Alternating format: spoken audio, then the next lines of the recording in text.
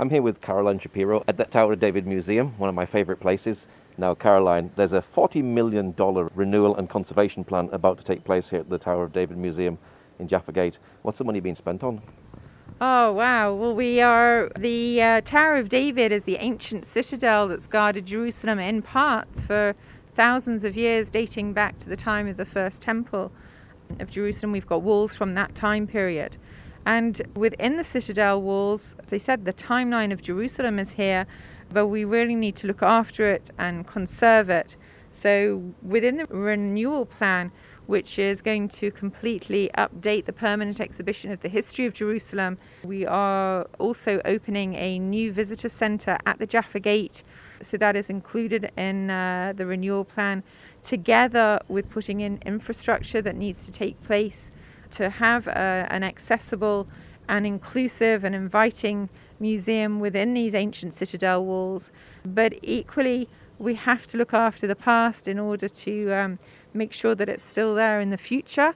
And we have a team of people working on the conservation of the citadel, looking at the very stones that are of the walls and making sure that, in fact, the material that is being put into the cracks in the walls is of a traditional method. They're bringing back traditional limestone-based materials along with traditional stone masonry.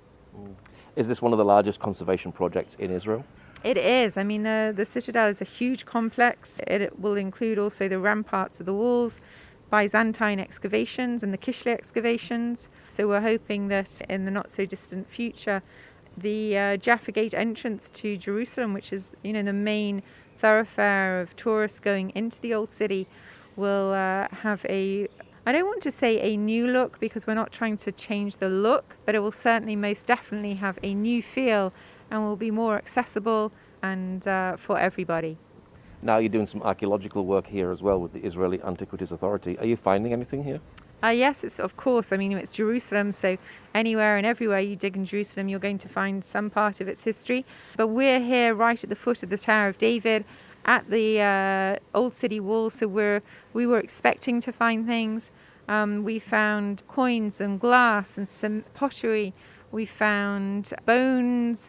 We found also, of course, more stones that have more stories to tell.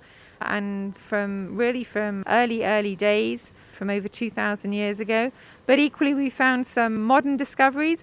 I say modern discoveries, but it's probably at least 800 years old. A tunnel was used actually as part of the sewage system, but also presumably as part of an escape route, a secret escape route from inside the citadel to outside its walls. It used to be an old storage place, actually. And when they took out the chairs and began to do a little bit of a clean-up and a small dig behind the plaster, they found this incredible high arched, ceilinged passageway. That must be quite exciting to be able to find new things here at an ancient site.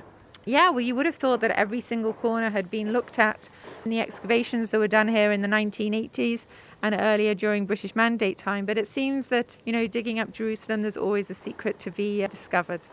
Now, the museum's going to be much bigger, and there's some Byzantine remains outside the city near the Jaffa Gate. Is that going to be part of the museum as well? Yes, we're creating an Archaeological Gardens together with the Israel Antiquities Authority. This will be stage 2 of the renewal program, and together there'll be there an educational wing and an auditorium, we hope.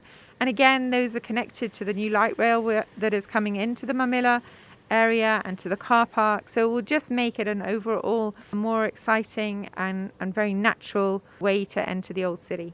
Is it a challenge connecting with young people today because of technology and things like that when this is a museum from giving the history of Jerusalem for 4,000 years? Museums, I think, always find it challenging how to tell a story. And part of being a museum of excellence is finding the different ways that you can engage people and tell the story in creative and innovative ways. So I think technology is good for us. We've worked with AR and VR in the past, and we're certainly looking at all the best ways to tell the story of Jerusalem that will engage people, young and old, from all over the world and different backgrounds. Of course, one of the things that the Tower of David Museum is famous for is its light shows as well, isn't it? Yes, in the evenings we have 2 really spectacular night shows. In fact, one's called The Night Spectacular and the other one is called King David.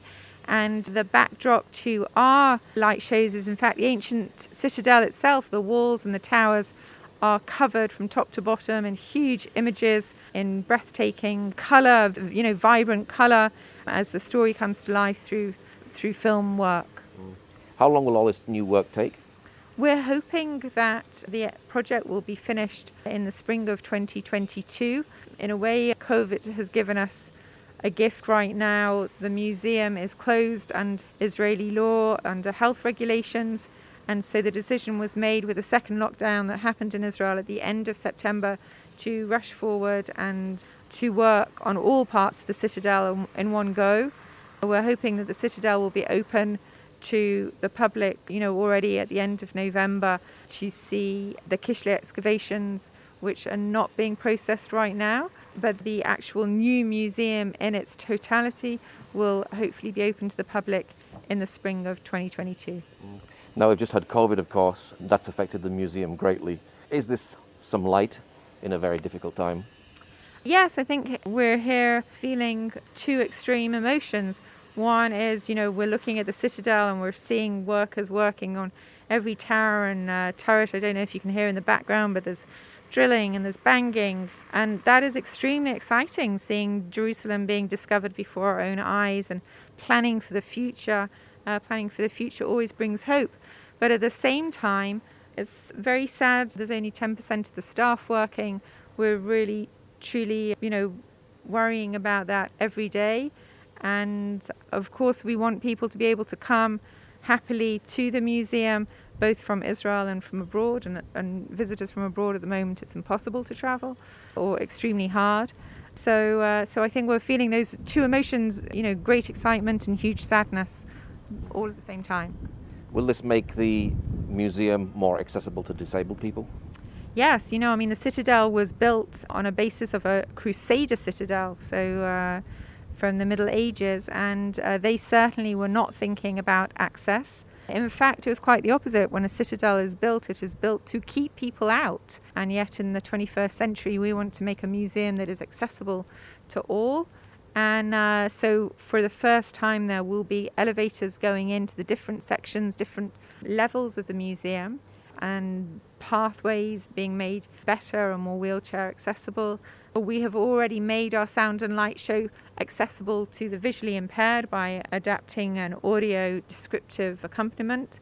So the museum is always looking for ways of making the museum not just accessible physically, but accessible in many, many different ways. When's the museum going to be open to the tourists again? We're hoping that the museum will be open to visitors by the end of November. And what's your hope for the future? Oh, my hope for the future is that we take the goodness that we've all learned from COVID and remember that when times, I hope, get busy again and we get back to some normality where travelling isn't just a dream, but that anyone can come to Jerusalem from all over the world. So I look forward to that time when we all have that freedom to do.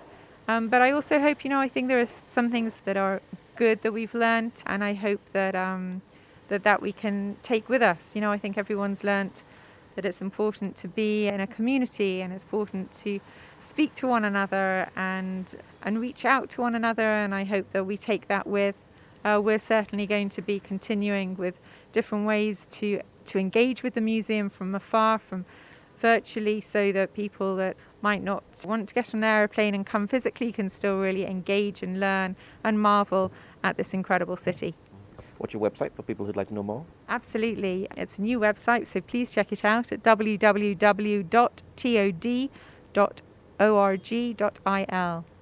Okay, Caroline, thank you much. Thank you.